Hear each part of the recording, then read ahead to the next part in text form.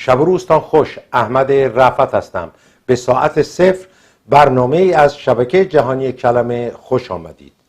در اولین ساعت روز جمعه گذشته خودرویی که قاسم سلیمانی فرمانده نیروی قدس و ابو مهدی المهندس فرمانده کتایب حزب الله عراق از جمله سرنشینان آن بودند مورد حمله پهپادی قرار گرفت که به دستور رئیس جمهور آمریکا دونالد ترامپ به پرواز درآمده بود.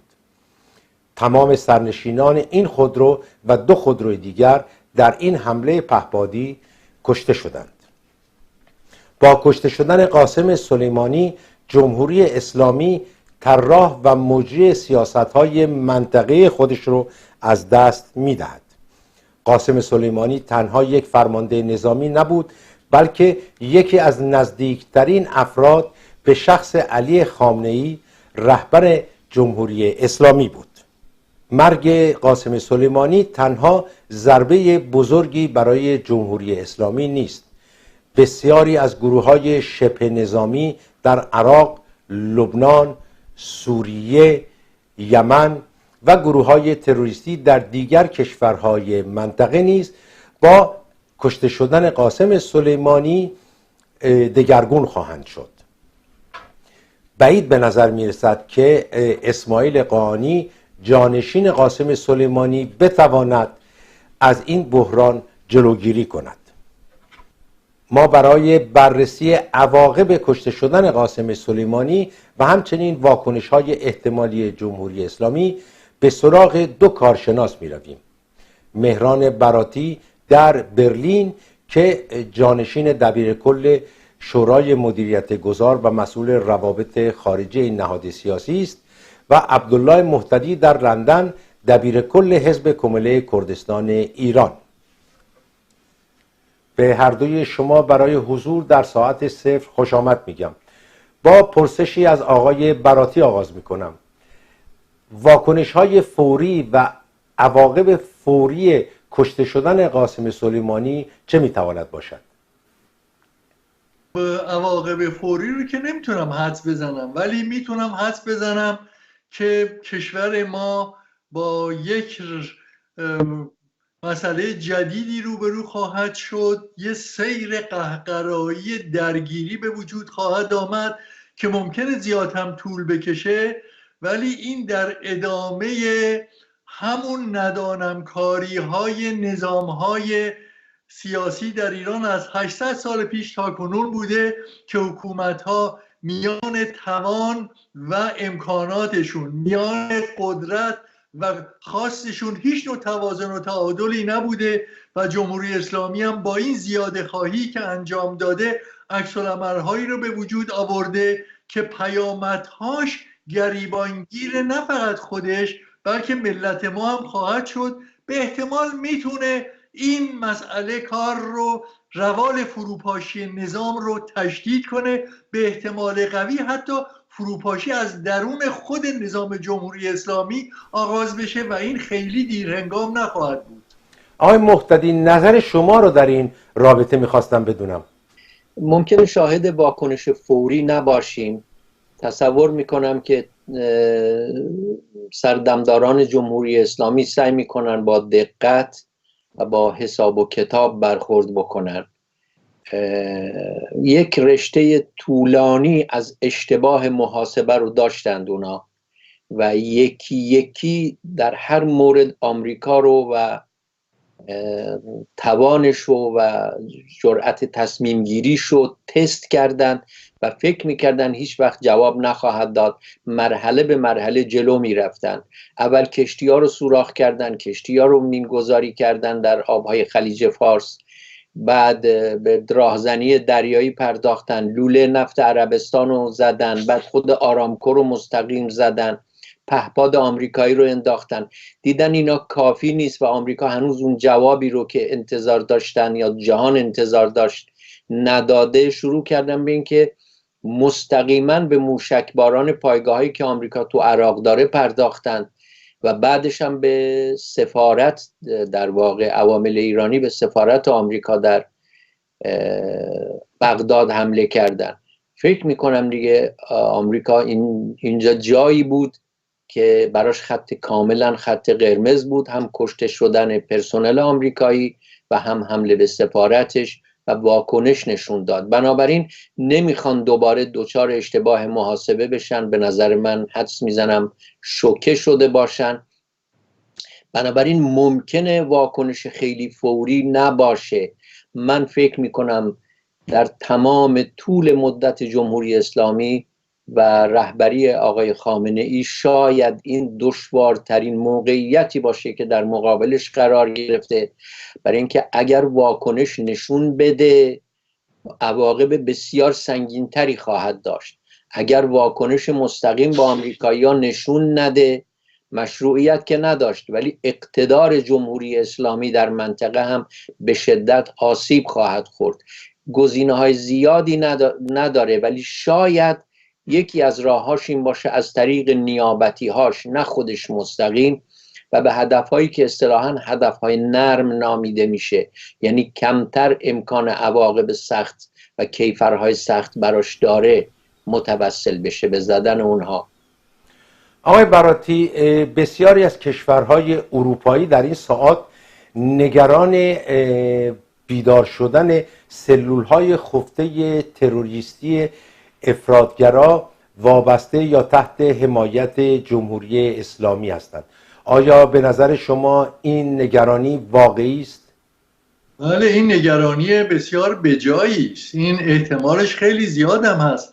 من یه اشاره به 800 سال ناتوانی حکومت‌ها از سنجش توان و ادعا، خواست و امکانات صحبت کردم.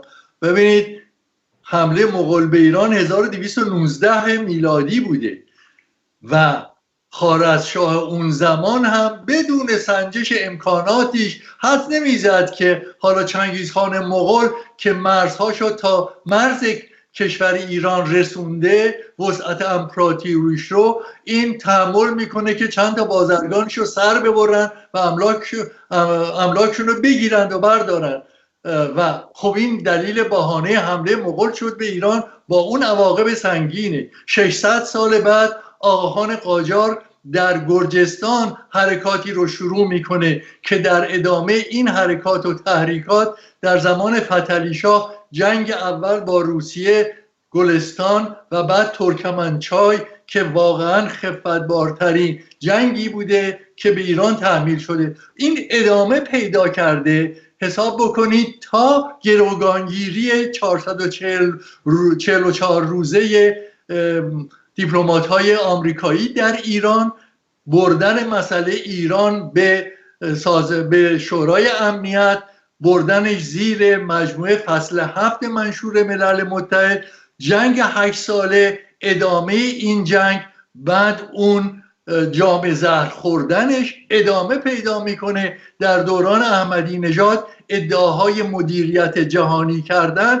و از همون زمان پای ایران به منطقه سپاه قدس باز کردن، تحریکات و ادعای رهبری برابر کردن با آمریکا و شوروی در سطح جهانی. این ادعا مسئله است که کار دست جمهوری اسلامی و ملت ایران داده. الان هم بعید نیست که اینها در این خام سنجیدن امکانات و توان آمریکا واقعا دست به اقداماتی بزنن که اون وقت یک ائتلاف بین المللی علیه جمهوری اسلامی شکل بگیره. همین امروز هم صدر اعظم آلمان اشاره به این داشتن که در نهایت همراه آمریکا خواهند بود اگر دست جمهوری اسلامی به اقدامات تروریستی بزنه. یعنی باز نتیجه یک همچین اقدامی این خواهد بود که ما در شرایط با سرشکستگی شبیه اون چی که در این 600-800 سال گذشته به سر اون آمده دوباره بیاد، مگر اینکه همونطور که قبلا گفتم کسانی از درون خود نظام اول به این کابوس پایان بدن و بعد در مرحله دوم مردم ایران وارد میدان بشن.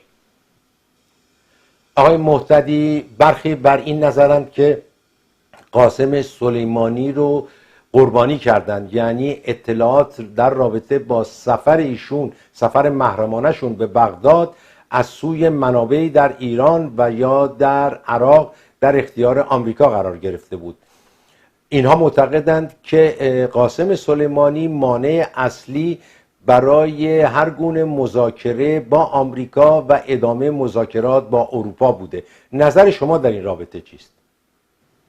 اینکه ممکنه این خبر از طرف کسانی درز کرده باشه با آمریکا ببخشید و این کسان ممکنه حتی در نظام جمهوری اسلامی باشند، این غیر ممکن نیست، برای اینکه حفره‌های امنیتی زیادی تو کار جمهوری اسلامی هست، تو زدن مردم و تکتیر اندازی به مردم خودشون خیلی خوب عمل میکنن، ولی در مقابل فشارها و یا تلاش‌های امنیتی آمریکا و اسرائیل و غیره ثابت شده که اونطور نیست. بنابراین ممکن از جایی درس کرده باشه، اما اینکه این موجب کاهش تنش با آمریکا بشه بعید میدونم، برای اینکه جمهوری اسلامی رو در شرایط یک انتخاب بسیار دشوار قرار میده. عرض کردم اگر هیچ واکنشی نشون نده و حتی به مذاکره تمایل نشون بده، به نظر من معنیش اینه که به کلی اقتدارش شکسته خواهد شد در منطقه خاورمیانه. بنابراین به کاهش تنش حداقل الان اینطور پیدا نیست، اینطور مشهود نیست، اگرچه نهایتاً قبول مذاکره از طرف جمهوری اسلامی و آمادگی برای جام زهر دوم غیر ممکن نیست، ولی الان و در کوتاه مدت چنین چیزی رو نمیشه پیش بینی کرد. آقای براتی، از دست دادن یک مهره کاریزماتیک و با نفوذ و طراح سیاست‌های منطقی جمهوری اسلامی چقدر میتونه برای جمهوری اسلامی هزینه داشته باشه؟ نه، من فکر نمی کنم مثلا احتیاجی به کاریسما داشته باشه جانشین ایشون، چون اون جایی که تعیین سیاست میشه در بیت رهبری آقای خامنه‌ای، ایشون تعیین میکنن چه درگیری چه زمانی و چگونه انجام بگیره. خب یک مقدار شجاعت فردی نظامیان هم لازمه در انجام امری که از بالا بهشون گفته میشه. در این مسئله حتما تفاوت‌هایی وجود خواهد داشت، ولی سیاست کلی جمهوری اسلامی از ابتدای انقلاب تا کنون این بوده که جمهوری اسلامی بدون پشت جبهه‌های اسلامی قابل حفظ و دوام نیست، از بین خواهد رفت. برای حفظ جمهوری اسلامی بایستی که انقلاب اسلامی رو صادر کرد به دیگر کشورهای اسلامی و یا لااقل نیروهایی رو در اونجا پرورش داد که همسو با سیاست جمهوری اسلامی باشن. این کار رو از ابتدا شروع کردند و انجام دادن. در یه دوران کوتاهی در زمان آقای رفسنجانی و بعد در دوران آقای خاتمی این سیاست فعلا راکت موند که بعد دوباره در دوران احمدی نژاد به شدت دنبال بشه. این سیاست کلی است. بنابراین اگر قرار باشه تغییری ایجاد بشه، این تغییر باید در بیت رهبری و در شخص خامنه‌ای، یا اینطور بگم خلعیت از آقای خامنه‌ای از ایشون کردن است که میتونه تغییر سیاست در این شرایط رو در این منطقه بده. در اصل سیاست و اون طرز فکر ایدئولوژیک امنیتی که جمهوری اسلامی داره و وجود و بقای خودش رو در دامن زدن به جنبش‌های انقلابی اسلامی در این منطقه میزنه یا تروریستی انقلابی در این منطقه میزنه، در این تغییری پیدا نخواهد شد و این جدا از این است چه کسی فرمانده سپاه قدس باشه. آقای مهتدی، اگر آنچنان که آقای براتی گفتند قاسم سلیمانی نقش آنچنان مهمی نداشت و تمام تصمیمات در بیت رهبری گرفته میشه، پس چرا آمریکایی ها به سراغ قاسم سلیمانی رفتند؟ من اینجا کمی متفاوت با آقای براتی فکر میکنم قاسم سلیمانی نه فقط مجری بلکه طراح سیاست‌های جمهوری اسلامی در منطقه بود. نفوذ و کاریزمای شخصی بسیار زیادی داشت، با شخصیت‌های عراقی، لبنانی، سوری و غیره از نزدیک تماس داشت. سکان سیاست خارجی رو البته زیر نظارت آقای خامنه‌ای، سکان سیاست خارجی جمهوری اسلامی در منطقه رو به عهده داشت و حرف شنوی داشتن خیلی ازش، نفوذ شخصی رو شخصیت های این منطقه داشت. اینها رو به سادگی کسی دیگری به دست نخواهد آورد، مضافاً که زدن اون و خارج کردن اون از صحنه خیلی ها رو به فکر وادار خواهد کرد در منطقه، در زمینه همکاری، ادامه همکاری با سپاه قدس. یعنی میخوام بگم که خیلی از شخصیت ها و نیروها به جز طرفداران سرسخت خودشون و نیابتی هاشون و حزب اللهی هاشون در منطقه، ولی خیلی از سیاستمداران میانه رو منطقه رو تا حدی به نظر من محتاط‌تر خواهد کرد در رابطه با همکاری با جمهوری اسلامی و بنابراین موقعیت دشوارتری رو برای جمهوری اسلامی در منطقه پیش خواهد آورد و به این معنی همونطور که عرض کردم نه به تغییر سیاست ولی به تغییر و کاهش اقتدار جمهوری اسلامی در منطقه منجر خواهد شد، مگر این که فرض محال نیست ایران چنان ضربه‌ای به آمریکا بزنه اون رو ادب کنه و اعتبارش رو دوباره به دست بیاره، که البته چنین چیزی تقریبا غیر ممکنه. البته اجازه بدید من در یه نکته فرمایش جناب عبدالله محتدی عزیز رو تایید کنم و اون این است که الان که منابع مالی جمهوری اسلامی به صفر نزدیک شده و دیگر امکان اون دست و دلبازی گذشته رو نداره، احتمال این صحبتی که آقای محتدی میکنه الان خیلی بیشتر از قبله. وقتی نیروی رو شما به اصطلاح وجوه مالی بهش نرسونی، میره دنبال پولده دیگری، طرفدار اون میشه. اینا اکثرشون اعتقادی هم نیستن، خریده شده هستن و همین دلیل احتمال این که جریان به اون طرف پیش بره که آقای محتدی میگن زیاده. آقای براتی، صبح جمعه سفارت سوئیس در تهران که حافظ منافع آمریکا در ایران است، نامه‌ای رو از آمریکا به مقامات ایرانی منتقل کرد و چند ساعت بعد هم پاسخ ایرانی ها رو به دست واشنگتن رسود.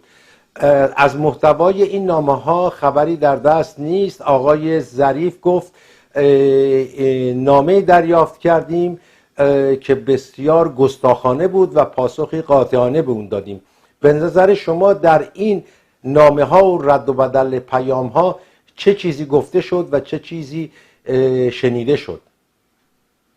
البته من مطمئن نیستم که پیامی که آمریکا داده مربوط می شده به بعد از واقعه. ممکنه این پیام مربوط به پنجشنبه بوده که جمعه به ایران رسیده. در حقیقت آمریکا تهدید کرده در این پیامش جمهوری اسلامی رو که چنانچه دست بر نداره از تحریکاتش جواب مناسبی خواهد گرفت. حالا بعد از حادثه خب جواب جمهوری اسلامی بعد از حادثه است.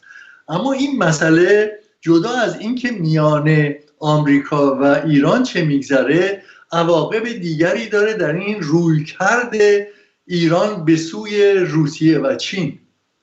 ما الان ببینید در شهریور ماه امسال فرمانده نیروی دریایی ایران آقای خانزاد، فکر میکنم خانزادی باشه اسمشون، یک قرارداد محرمانه‌ای با روسیه بستن که در پی اون وقت این رزمایشی در خلیج فارس و در اقیانوس هند انجام گرفته، پایگاه‌هایی در همونجا در چابهار و بوشهر پایگاه‌های دریایی گرفتن، در پیامدش پایگاه‌های هوایی هم برای حفظ پایگاه‌های دریایی گرفتن. اینها الان وضعی است که میتونیم بگیم روز به روز وابستگی جمهوری اسلامی به روسیه و چین بیشتر خواهد شد و هر دو دلایل کافی برای این دارن که از این موقعیت حد اکثر استفاده رو بکنن.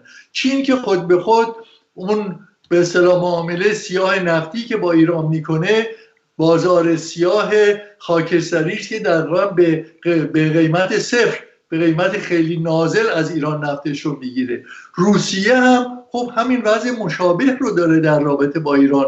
ما در حقیقت میتونیم بگیم در اثر این نادانی های جمهوری اسلامی ما در رابطه با روسیه به ویژه الان با یک معاهده ترکمانچای جدیدی روبرو خواهیم شد که تمامی امتیازات موجود دریایی، زمینی و معادن، نفت غیره رو در اختیار روسیه خواهند گذاشت و چین هم به نوعی شریک خواهد بود. و همین دلیل هم شاید یکی از دلایلی که آمریکا رویکرد خیلی سختی نسبت به جمهوری اسلامی نشون نده جلوگیری از یه همچین اتحادی است.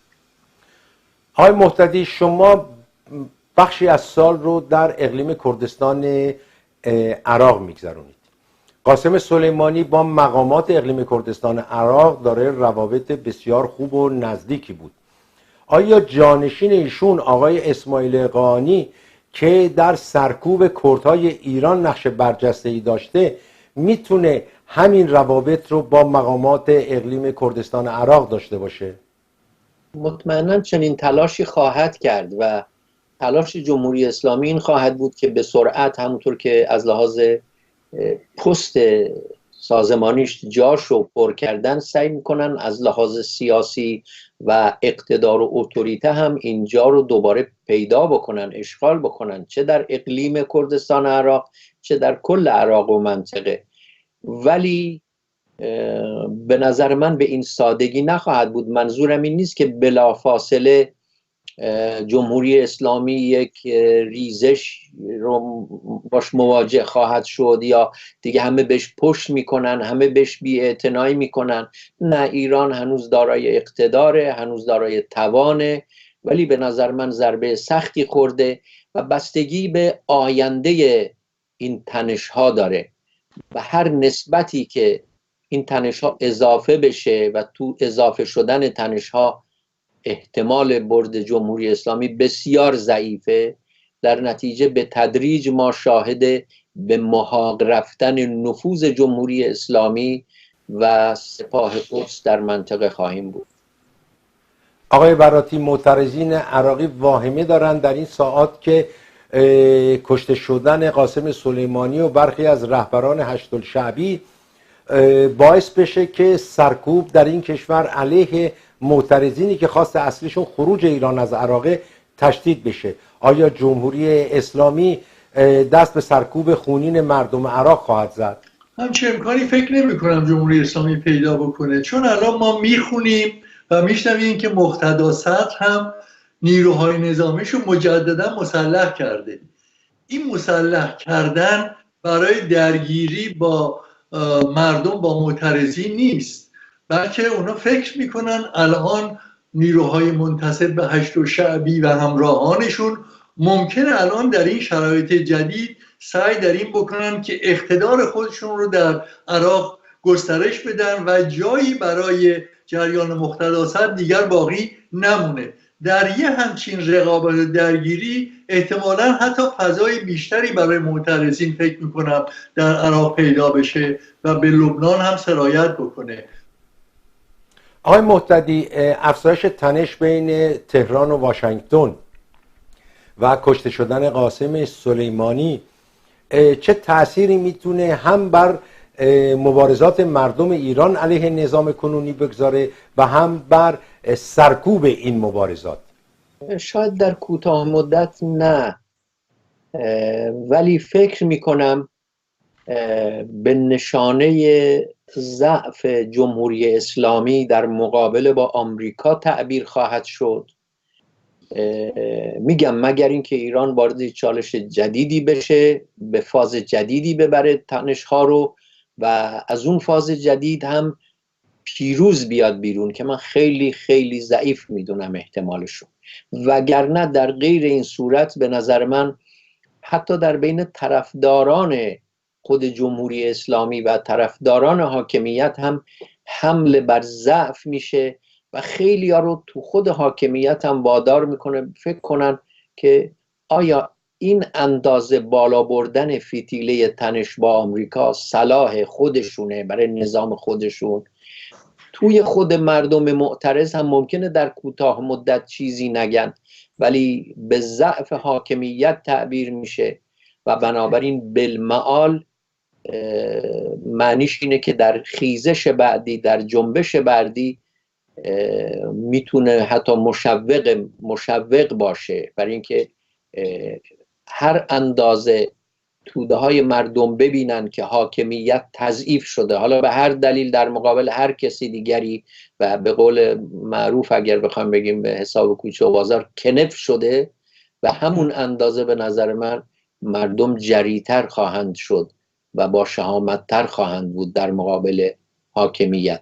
ولی خب بستگی به خیلی عوامل دیگه هم داره، ولی اگر فقط خود این عامل رو در نظر بگیریم و سایر متغیرها رو کاری نداشته باشیم، به نظر من یک چنین تأثیری خواهد داشت، چه در صفوف حاکمیت و طرفداراش، چه در بین مردم. آقای براتی، منتقدین جمهوری اسلامی و حتی برخی از افرادی که خود را اپوزیسیون جمهوری اسلامی میخونند نگاه مثبتی به قاسم سلیمانی و عملکرد او داشتند. آیا با کشته شدن قاسم سلیمانی حمایت ها از نظام بیشتر خواهد شد یا اینکه ریزش در درون نظام آغاز خواهد شد؟ اما خب اون مسئله که مربوط به آقای قاسم سلیمانی میشه یه مسئله است که در روی قهرمان پروری، در نبودن قهرمان ها در کشور ما خب یه جای خالی همیشه داشته، این مسئله داره و بنابراین این در افکار عمومی کمی به حاشیه رانده شده. به عنوان یه جریان اصلی متحد جمهوری اسلامی الان در این سالهایی که هشت و شعبی ها در حقیقت فعالیتشون رو تشدید کردن، تبدیل به نیروی اصلی جمهوری اسلامی در عراق شدن، این در حاشیه قرار گرفتن سیاسی رو نمیپذیره.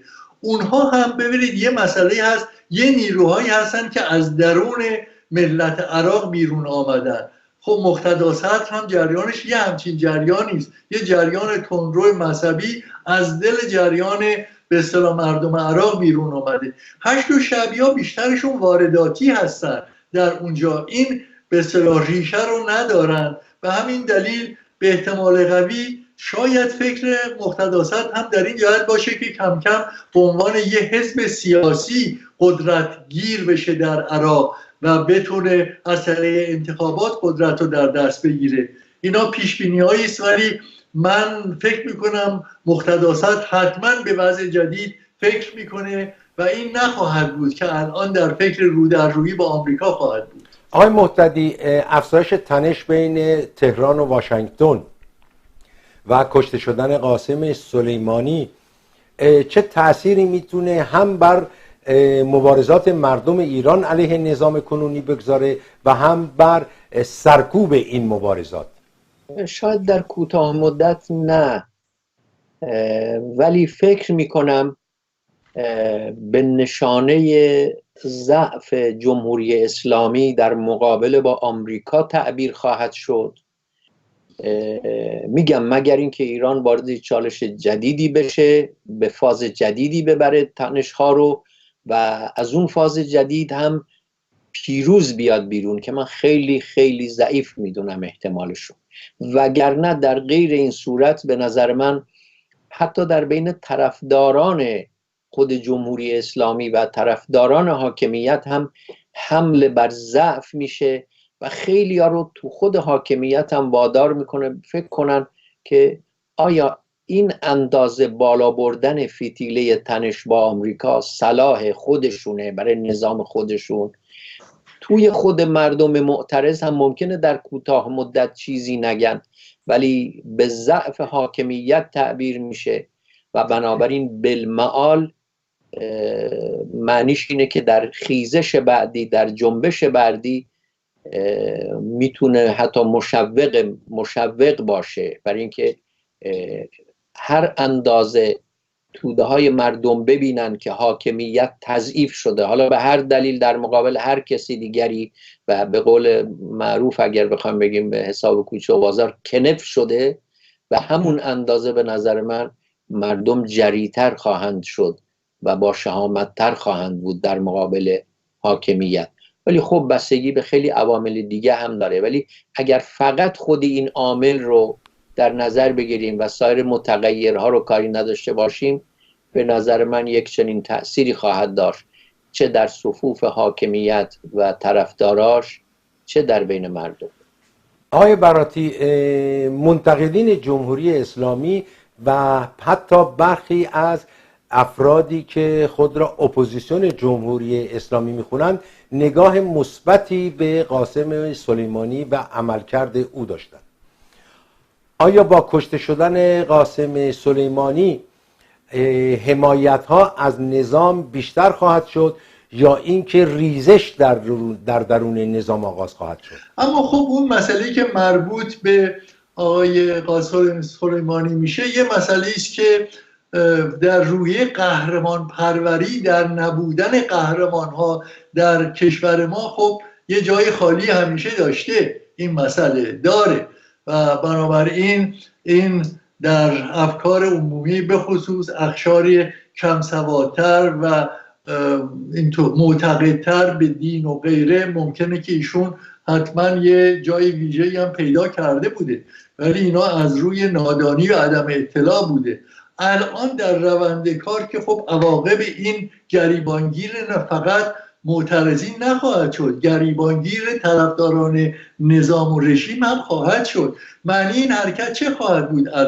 الان که تحریم‌های آمریکا دیگه همه شریان‌های اقتصادی جمهوری اسلامی رو بسته، بدتر شدن این معنی چی هست؟ معنیش این است دیگه هیچ کس مواد غذایی به ایران نده، هیچ کس دارو به ایران نفروشه، تجهیزات پزشکی نده. آبی که جمهوری اسلامی آب آشادامنیش هم باید وارد بکنه، به ایران ندن. در یه شرایطی قرار میگیره که وقتی طرفداران بیت امام و امام هم به اصطلاح در این تنگنا قرار بگیرن و فکر خواهند کرد. من فکر میکنم به هر صورت هنوز شاید در سپاه پاسداران و بسیج باشن کسانی که فکر کنن نباید آقای خامنه‌ای رو نجات بدن بلکه نظام رو نجات بدن. برای نجات نظام هم که شده فکر میکنن باید دست بالا بزنن و از شر آقای خامنه‌ای خودشون رو راحت بکنن. این اتفاقات همه ممکنه. در یه همچین فضایی اون وقت معترضین هم معلوم امکانات دیگری برای اعتراض پیدا میکنن و این خواهد شد. به هر صورت الان زمانی است که به قول معروف میگن اگر سپاهیان ملت ایران رو دوست ندارن، خودشون و نظامشون رو که دوست دارن. اگر اینطور هست باید لااقل الان زمانی است که به اصطلاح هرچه زودتر آقای خامنه‌ای رو از مصدرش کنار بگذارن، به نوعی مشروعیت حداقلی برای خودشون ایجاد کنن تا در حرکات بعدی اعتراضی مردم ایران سرنوشت به دست مردم و انتخابات آزادی بیفته که حاصل این روندها میتونه باشه. ولی الان هنوز وقتی این حرفا نیست. من زیاد به این که حکومت مردم رو به خیابان بیاره در حمایت از خواستهای خودش، من این فکر رو ندارم. فکر میکنم مردم هم همیشه میان هزینه و نتیجه یه حسابی در کارشون هست. الان هزینه‌ای که بکنن نتیجهش صفر هست، حتی برای خود طرفداران نظام این بی نتیجه خواهد بود. بنابراین روز به روز آتیه حامیان نظام و این نظام تاریکتر خواهد بود. من به این سخت معتقدم. آقای محتدی، آقای براتی گفتند حاصل کشته شدن آقای قاسم سلیمانی میتونه به نوعی برخی از سپاهیان و نظامیان رو به این فکر بندازه که به دنبال یک جمهوری اسلامی بدون علی خامنه‌ای برن. به نظر شما آیا بدون علی خامنه‌ای و یا ولایت فقیه امکان ادامه حیات جمهوری اسلامی وجود داره؟ بعید میدونم این رو، اگرچه وقتی فروپاشی کامل از بالا شروع بشه خب انتظار همه چی رو میشه داشت. وقتی شیرازه حکومت از هم بپاشه در یه مقطعی، انتظار خیلی رفتارهایی رو که تا دیروز غیر ممکن به نظر میرسید رو میشه داشت. با این همه من الان چنین چیزی رو بعید میدونم. من فکر میکنم حتی مهمتر از کشتن قاسم سلیمانی اون نهضت و جنبشی بود که در لبنان و عراق شروع شد. چرا؟ برای اینکه اونجا اکثرا شیعه ها بودند که به خیابونا ریختند علیه فساد و بی‌کفایتی دولت‌های خودشون و علیه دخالت‌های ایران. یعنی شیعیان این کشورها ضمن اینکه هم مذهب بودن با حاکمیت در ایران و خیلی دیگه تو ایران، اما به هیچ وجه هم سیاست نبودند و این نشون میده به خوبی که ایده ایجاد یک امپراتوری شیعی در ایران که این رژیم همه چیز مردم ایران و کشور ایران رو به پاش ریخت، یک ایده غیر واقع بینانه و غیر قابل تحققه. نه فقط چون امکانات جمهوری اسلامی به خاطر تحریما کم شده، به جای خود اونم درش سهمی داره، ولی علت اصلیش اینه اون مردمان شیعه کشورهای مجاور الزاما نمیخوان هم پیمان و یا مزدوران جمهوری اسلامی باشن، استقلال کشورهاشون رو میخوان و ایجاد این امپراتوری به نظر من دیگه رؤیای دست نیافتنی تبدیل شده، نه با کشتن این یا اون فرمانده سپاه پاسداران، با به خیابان ریختن میلیون ها نفر از مردمان شیعه مذهب عرب در کشورهای لبنان و عراق. با سپاس از هر دوی شما برای حضور در ساعت صفر. تشکر. جمهوری اسلامی در شرایط بحرانی بدی از نظر اقتصادی پس از آغاز تحریم‌های حداکثری آمریکا قرار گرفته. این شرایط میتونن به دلیل عدم تصویب 2 لایحه از سوی مجمع تشخیص مصلحت نظام بدتر هم بشوند در هفته‌های آینده. این 2 لایحه موسوم به